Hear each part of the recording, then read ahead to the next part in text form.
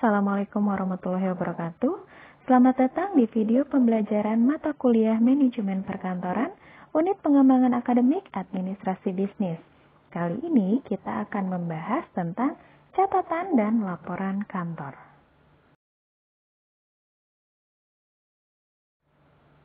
Yang pertama yang akan kita bahas adalah apa itu catatan kantor? Catatan kantor adalah laporan tertulis mengenai fakta-fakta atau kejadian-kejadian untuk disimpan. Dengan demikian, catatan kantor bisa disebut sebagai data dan digunakan pada fase kegiatan sebagai dasar untuk menarik kesimpulan. Nah, jenis catatan kantor itu ada 5. Yang pertama adalah personal record atau catatan personalia. Catatan ini berisi tentang nama, alamat, usia, status perkawinan, kebangsaan, pendidikan, dan pengalaman kerja. Biasanya catatan ini berada di bagian HRD atau personalia. Yang kedua ada production record atau catatan produksi. Catatan ini memuat jumlah produk yang dihasilkan, jenis bahan, dan jenis mesin. Yang ketiga ada inventory record atau catatan inventaris. Catatan ini memuat daftar nama dan jumlah persediaan, kondisi fisik, dan juga lokasi. Dan yang keempat itu adalah sales record atau catatan penjualan. Catatan ini berisi nama, jumlah harga barang atau jasa yang dijual, daerah penjualan, dan alat distribusi. Yang terakhir financial record. Catatan ini berisi isu mengenai syarat kredit, tenggat pembayaran, jumlah uang yang harus ditagih, data gaji atau upah yang harus dibayar, dan juga kartu kerja. Selanjutnya, kita akan bahas tentang laporan.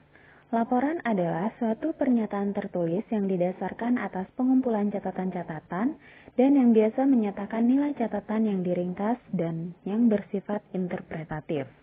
Laporan kantor merupakan kumpulan data yang sudah diolah dan sudah tetap.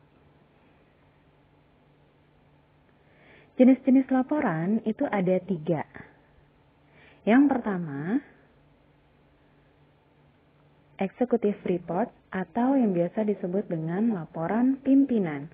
Laporan pimpinan terdiri dari neraca, daftar barang yang dijual, daftar rugi laba, budget, laporan tahunan dari berbagai departemen. Yang kedua adalah periodic report atau laporan periodik yang terdiri dari laporan bulanan tentang hasil pekerjaan, laporan hasil pekerjaan departemen, laporan kredit bulanan, laporan tentang pembelian, berikutnya laporan para penjual, laporan tentang pengerjaan bahan-bahan, laporan tentang promosi, dan yang terakhir laporan manajemen personel.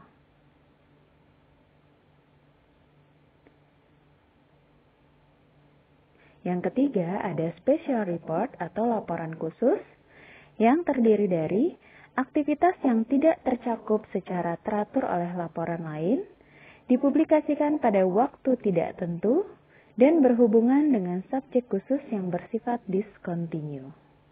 Dipublikasi. Langkah-langkah dalam penyusunan laporan yang pertama terdiri dari menentukan subjek. Penentuan subjek dilakukan dengan maksud agar laporan yang dilaporkan terang dan jelas, dapat membatasi diri, memenuhi keinginan pihak yang akan menerima laporan, serta mempermudah pengumpulan data. Yang kedua, mengumpulkan data dan fakta.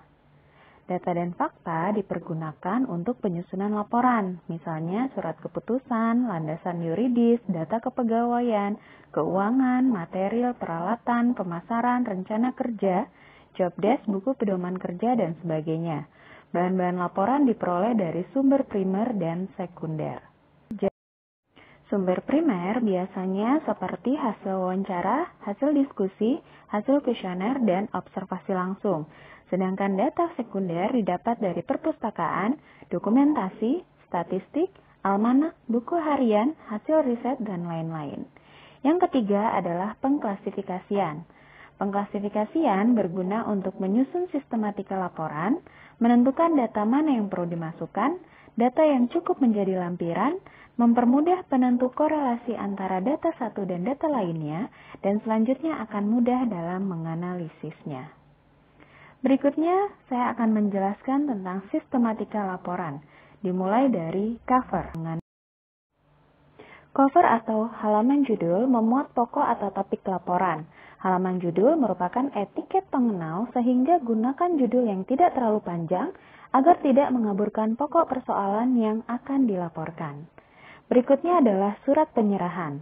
Berfungsi sebagai kata pengantar pada sebuah buku, sifat dan panjangnya berbeda-beda sesuai dengan tujuan dan sifat topiknya. Nah, di dalam surat penyerahan ini selain ada kata pengantar, juga ada persembahan.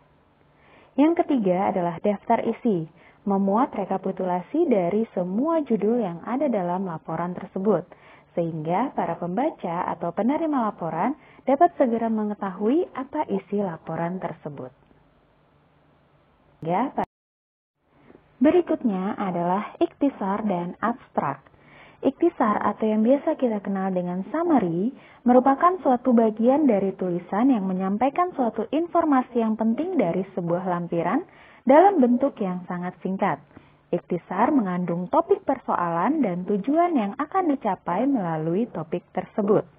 Sedangkan abstrak, suatu bagian uraian yang sangat singkat, jarang lebih panjang dari 6 atau 8 baris, bertujuan untuk menerangkan kepada pembaca aspek mana yang tercakup dalam sebuah uraian tanpa berusaha mengatakan apa yang dibicarakan mengenai aspek-aspek tersebut. Yang kelima adalah pendahuluan. Pendahuluan umumnya berisi tentang latar belakang, tujuan laporan, mengapa sebuah laporan ditulis, siapa yang memerintahkan membuat laporan, siapa saja yang ditugaskan untuk melaporkan, wilayah mana saja yang tercakup dalam laporan, kapan tugas itu dilaksanakan dan kapan berakhir, dan di mana serta bagaimana penulis laporan mendapatkan informasi mengenai masalah tersebut. Yang keenam, isi laporan. Isi laporan meliputi hasil pengamatan mengenai fakta-fakta yang dilaporkan, pencocokan fakta dengan data yang telah ada sebelum melakukan pengamatan, semua masalah yang diperkirakan akan membantu atau menghambat pemecahan masalah, pembahasan dan hasil pembahasan mengenai pokok persoalan yang akan dilaporkan. Yang ketujuh adalah kesimpulan dan saran. Kesimpulan diturunkan dari fakta-fakta atau lebih banyak mempersoalkan hubungan-hubungan logis. Bentuk kesimpulan tergantung dari isi laporan serta urutan penyajiannya. Sedangkan saran merupakan langkah atau alternatif mana yang dapat diambil supaya masalah tersebut dapat diatasi sebaik-baiknya. Dengan demikian, sedikit atau banyaknya saran yang muncul dapat dipengaruhi oleh sentuhan-sentuhan emosional. Dan yang terakhir adalah bagian pelengkap. Bagian pelengkap dalam sebuah laporan adalah appendix atau lampiran-lampiran. Termasuk di sini adalah surat perintah atau surat tugas maupun surat keterangan, foto-foto atau dokumen-dokumen. Ada juga bibliografi atau daftar pustaka bila laporan tersebut terkait dengan analisa ilmiah yang mempergunakan bahan-bahan pustaka. Demikianlah video pembelajaran manajemen perkantoran dengan tema catatan dan laporan kantor. Semoga video ini dapat membantu teman-teman dalam pembuatan laporan perkantoran. Sampai jumpa di video pembelajaran berikutnya. Assalamualaikum warahmatullahi wabarakatuh.